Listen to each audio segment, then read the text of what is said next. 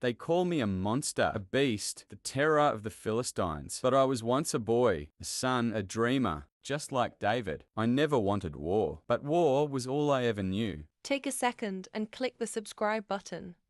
Thank you for subscribing. Let's get back to the story. Goliath woke up with pain in his knees. His armor didn't fit right anymore. It was made for him when he was younger and smaller. Now it pinched his skin. Saul and the Israelites assembled and camped in the valley of Elah and drew up their battle line to meet the Philistines. 1 Samuel 17-2. Another day, he said to himself, They trained me to fight, to crush men, to silence nations. But with every battle, I lost another piece of my soul. My strength became my prison. My roar cry no one could hear. For 40 days, I stood before Israel's army, calling for one brave soul to face me, not because I thirsted for blood, but because I hoped someone, anyone, would end my torment. The Philistine army commanders used him as a tool every day for 40 days. They made him walk into the valley. Every day, he had to shout at the Israelite army. Every day, he had to dare them to fight.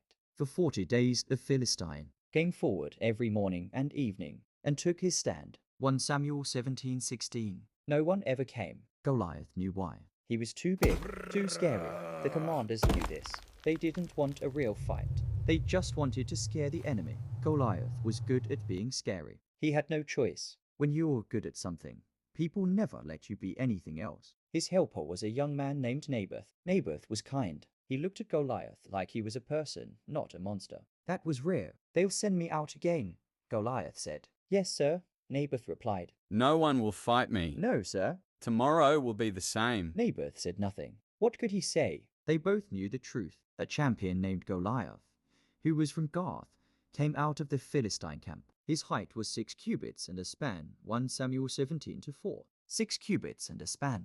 That's what they always said. As if numbers could explain what it felt like to be him. As if height was all he was. When Goliath walked to his spot in the valley, he didn't shout with energy anymore. He just said the words, the challenge, the insults, the threats. He had said them so many times they meant nothing now. He stood and shouted to the ranks of Israel. Why do you come out and line up for battle? Am I not a Philistine? And are you not the servants of Saul? Choose a man and have him come down to me. 1 Samuel 17-8.